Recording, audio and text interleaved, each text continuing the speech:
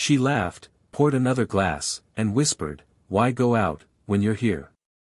It was early summer when I moved into the small apartment complex on Maple Street, the kind of place where the walls carried soft echoes of other people's lives.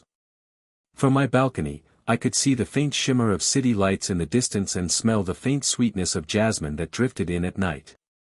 I didn't know then that scent would come to remind me of her. She lived next door, Clara, 42, graceful in the kind of way that doesn't demand attention but quietly holds it. I met her on my first evening there, while struggling to lift a box that was clearly heavier than it looked. She appeared in her doorway, hair tied loosely, wearing a light cardigan over a simple dress. Her tone was calm, steady, the kind of voice that makes you pause without meaning to. "Need a hand?" she asked, smiling faintly. Her presence was easy, unhurried. I told her I could manage, but she walked over anyway, taking one end of the box without waiting for permission. Her fingers brushed mine, cool at first, then warm. For a second, it caught me off guard. There was no flirtation in her gesture, only kindness. But something in her eyes, a softness, or maybe tiredness, made me feel like she was learning how to smile again. Inside my apartment, she looked around and nodded approvingly. "You'll like it here," she said. "It's quiet." "Mostly." I asked if she'd been there long. She hesitated just a breath before answering. "A few years. Feels longer sometimes." There was an undertone in her voice I couldn't quite name, not sadness, exactly, but the quiet resignation of someone who's seen seasons change without anyone noticing. As she left, she turned back in the doorway. "I'm next door if you need anything. Coffee, sugar, conversation." The way she said conversation made it sound like an invitation, though her expression stayed polite, almost neutral. Still, when the door closed, I found myself listening to the faint click of her heels fading down the hall, thinking about that small, knowing smile. That night, as I unpacked, I heard music drifting from her apartment, something soft, nostalgic. It was followed by gentle laughter, then silence. I pictured her sitting by herself, a glass of wine in hand, surrounded by the warm light I'd seen spilling from her windows earlier. I didn't know her story yet. But there was something about the way she moved, composed, but careful, that told me she carried more than she showed. The jasmine breeze returned through the open balcony door, mixing with the sound of the city below. I remember thinking that for the first time since moving, the place didn't feel so empty. I hadn't gone looking for connection. But maybe, just maybe, it had already found me, standing quietly in the hallway with a half-open smile and eyes that seemed to be waiting for something too. The days that followed settled into a quiet rhythm. I'd wake early, leave for work, and return to the same silence waiting behind my door. But some nights, that silence carried faint sounds from the apartment beside mine, the clinking of dishes, music playing softly, the low hum of someone trying not to feel alone.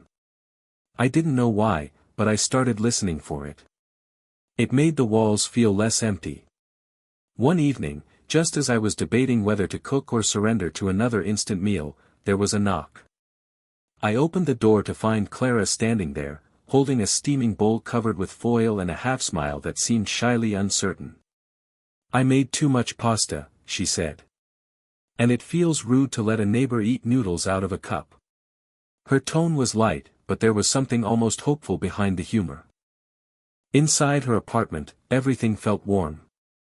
The lighting was soft, lamps instead of overhead lights, golden and gentle. The faint scent of garlic and herbs hung in the air, and an old jazz record played low enough to make you lean in to catch the melody. She served me a plate and poured 2 glasses of red wine. "I don't usually cook for company," she admitted, almost apologetically. "So you're kind of a test subject." "Then I'll be honest," I said. "For science." She laughed, genuinely this time.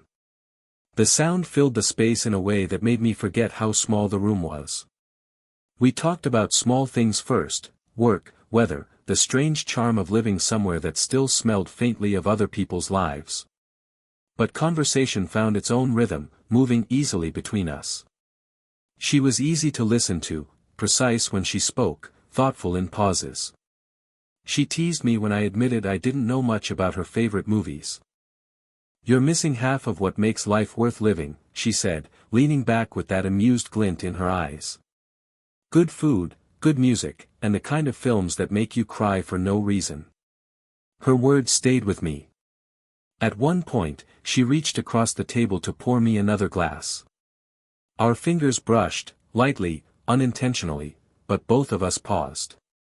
It wasn't a charged silence, exactly. It was softer, a moment of quiet recognition. She withdrew her hand slowly, her expression unreadable. "You should come by sometime when I make dinner again," she said, her voice casual but careful. I smiled. "Only if I get to do the dishes." Her laugh came out softer this time, almost like relief. "Deal." Later, as I walked back to my apartment, I realized I was smiling to myself. Through the thin wall, I could still hear the faint music playing, and for reasons I couldn't explain, it sounded like it was meant for both of us. Rain began that Friday evening, the slow, steady kind that made the world feel like it was holding its breath. The sound against the windows filled my apartment, soft and rhythmic, blending with the faint notes of a piano drifting through the thin wall between mine and Clara's. I don't know why I knocked on her door. Maybe it was the music. Maybe it was the loneliness that crept in whenever it rained. She opened after a moment, barefoot, hair loose, wearing a gray sweater that looked softer than it should have. The air inside her apartment smelled like rain and something warm simmering on the stove. "Perfect timing," she said with a small smile. "Soup's almost done. And I hate eating alone on rainy nights." We sat by the window as she ladled soup into bowls, tomato and basil, rich and fragrant.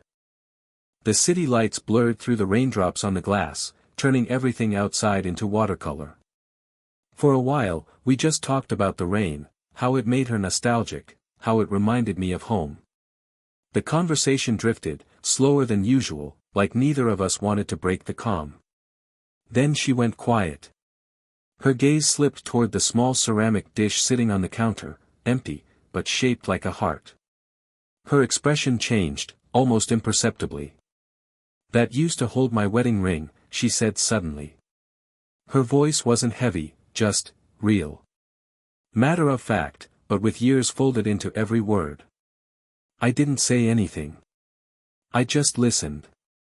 She continued, tracing her fingertip along the rim of her cup. "I thought marriage would make me feel anchored. Turns out, I was just trying not to drift." A quiet smile touched her lips, the kind that hides sadness behind understanding. "I guess some things don't survive when one person stops trying." I could feel the weight in her tone, not bitterness, but a kind of tired acceptance. The rain pressed softly against the windows, steady and endless. When she looked up, her eyes found mine, steady, unflinching, almost searching. "Sorry," she said. "I don't usually talk about that." "You just make it easy to." I shook my head. "You don't need to apologize for honesty." She smiled faintly at that, then reached for the bottle of wine, pouring quietly into our glasses. "To honesty, then," she said, raising hers. Our glasses touched gently. For a while, neither of us spoke. The room felt wrapped in warmth, the kind that doesn't come from candles or soup, but from being seen without needing to explain. When I finally left that night, the rain had stopped. The air was clean, the streetlights shimmering off wet pavement. Through her window, I could still see the faint glow of the lamp by her chair, and beside it, the small ceramic dish, still empty, but somehow no longer lonely. It started with the hum of the city settling into night. The air outside was cool, and the streetlights cast soft pools of gold over the courtyard below. I'd stepped out onto the shared balcony for some air, expecting to be alone, but she was already there, sitting cross-legged on the wicker chair, a blanket draped loosely over her shoulders. She glanced over when she heard the door open. "Can't sleep either?" I shook my head, leaning on the railing. "Too many thoughts." "You?" She smiled faintly, turning her gaze back toward the sky. Same. The quiet gets loud sometimes. For a moment, neither of us spoke. The night wrapped around us like something fragile. From the distance came the murmur of traffic, the occasional bark of a dog, and the faint rustle of leaves brushing against the rail. Then, she spoke again, softer this time. Do you ever wonder when life stopped feeling new? I looked at her. Her eyes weren't sad, but searching, as if she was trying to remember the person she used to be. Maybe it never stopped, I said quietly. Maybe we just forget to notice it. She smiled at that, a slow, genuine smile that reached her eyes. You sound older than you are. I laughed under my breath. You sound younger than you think. That made her laugh too, a warm, breathy sound that broke the stillness between us. For a moment, it felt like the night itself softened. She began telling me about her first concert, some rock band from her college days. Her hands moved animatedly as she spoke, her face bright with memory. I found myself watching her more than listening, the way her hair caught the light, the quiet confidence in her gestures, the traces of youth that time hadn't erased but refined. When her laughter faded, she turned to me, eyes meeting mine in a way that felt unguarded. You make me feel lighter, she said, almost to herself. I didn't know what to say. The words felt too big for the space between us. Then, as if on instinct, she reached over and brushed a stray strand of hair off my forehead. It was such a small gesture, gentle, thoughtless, but it changed everything. Her fingertips lingered for a second longer than they should have. I felt the warmth of her touch travel deeper than skin, quiet, grounding, and real. She realized it too. Her hand dropped, her gaze faltering for a heartbeat. Sorry, she murmured, though her tone carried no regret, only awareness. I smiled faintly. Don't be. We sat in silence after that, neither of us moving, both pretending to watch the night. But every time I breathed, I could still feel the ghost of her touch, soft, fleeting, and impossibly alive. Expand Keynote 5, 500 words, the following days felt different. It wasn't that anything had gone wrong, if anything, it was the opposite. Everything between us had become softer, quieter, but charged with something we both seemed afraid to touch. I saw her less often. When we did cross paths, in the hallway, or by the mailboxes, our exchanges were brief, polite, and laced with an invisible weight. She still smiled, but it didn't reach her eyes the way it used to.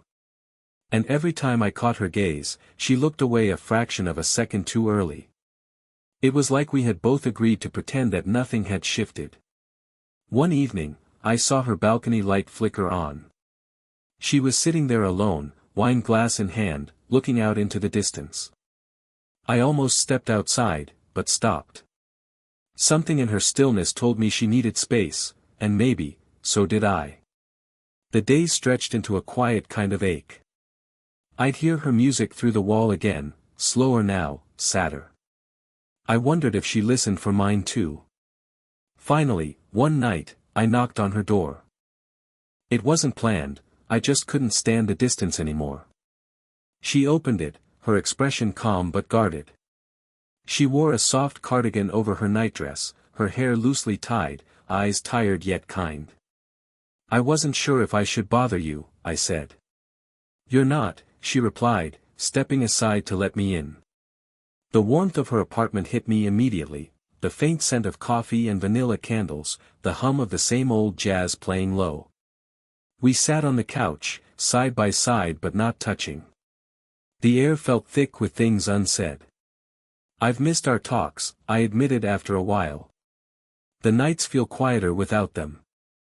She smiled faintly, eyes still fixed on her cup. I've missed them too. But, sometimes quiet is safer. That word, safer, hung in the air like smoke. I looked at her then, really looked. There was strength in her, but also a deep caution, the kind born from loss, from learning how easily comfort can turn into heartbreak. I don't want you to feel uncomfortable, I said softly. Her eyes lifted to meet mine. "You don't make me uncomfortable," she said. "You make me remember how it feels to want something gentle. And that scares me more than I'd like to admit." She reached over then, adjusting the collar of my shirt, a small, habitual gesture, her fingers brushing against my skin. They lingered there just a heartbeat too long, warm and deliberate. When she pulled back, the space between us felt louder than any words could have been. "I should get some rest," she said quietly. "It's been a long week." I nodded, understanding what she wasn't saying. As I left, she followed me to the door. Her hand rested briefly on my arm, soft, steady. "Good night," she whispered. And though she closed the door gently, it sounded final enough to make my chest ache. That night, I sat awake for hours, listening through the wall, hoping to hear her music again, but all I found was silence. The kind that means something has changed. The days after that night unfolded gently, like pages turning in a book I wasn't ready to finish. The silence between our doors no longer felt sharp, just calm, like the sea after a storm. We didn't avoid each other anymore, but we didn't chase each other either. Life resumed its soft rhythm, her morning coffee scent drifting through the hallway, my footsteps echoing faintly as I left for work, the muffled sound of her laughter when she took a phone call on the balcony. It was strange, even in distance, we existed within each other's orbit. There was comfort in that. One Sunday morning, I ran into her outside, carrying groceries from my car. She appeared by the gate, sunglasses perched on her head, the early sun catching the faint copper strands in her hair. "Need help?" she asked, echoing the first words she'd ever spoken to me. I smiled. "I thought I was supposed to be the one helping you now." She laughed softly, that familiar tone of amused warmth. Together, we carried the bags up the stairs, moving in easy silence. Inside, she insisted I stay for breakfast. "Nothing fancy," she said, though the table soon filled with toast, fruit, and coffee strong enough to wake the entire building. We talked like old friends, about work, the weather, movies we promised we'd watch. It felt simple again, effortless. But beneath that simplicity ran a thread of quiet understanding, the kind of connection that doesn't need words to be real. At one point, as she reached across the table to hand me a jar of jam, her fingers brushed mine. She didn't pull away this time. Her touch lingered, steady and certain. "Thank you," she said quietly. "For what?" "For reminding me that connection doesn't always have to hurt." I didn't answer, there was nothing to add. She smiled, faintly, like someone who'd finally made peace with a memory. After breakfast, I helped her water the plants on her balcony. The morning light filtered through the curtains, soft and golden. The air smelled faintly of rain and jasmine again, the same scent from the night we met. She looked out over the street below, hair stirring lightly in the breeze. "You know," she said, her voice thoughtful, "I think I'm finally starting to like the quiet." I turned to her, smiling. Maybe it's not so quiet anymore. Her eyes met mine, calm, kind, full of that same steady warmth I'd felt from the start. "Maybe not," she agreed. When I left her apartment that day, I knew something had settled, not an ending, but a quiet, complete understanding. In the evenings that followed, I'd still see her silhouette behind the curtain, soft in the lamplight. Sometimes she'd wave when she noticed me on my balcony, sometimes she wouldn't. But I always found myself smiling anyway. Because even in the silence, I could still feel the echo of her words, gentle, teasing, unforgettable, "Why go out when you're here?" And maybe she was right. Maybe some connections don't need to be defined. They just need to be remembered.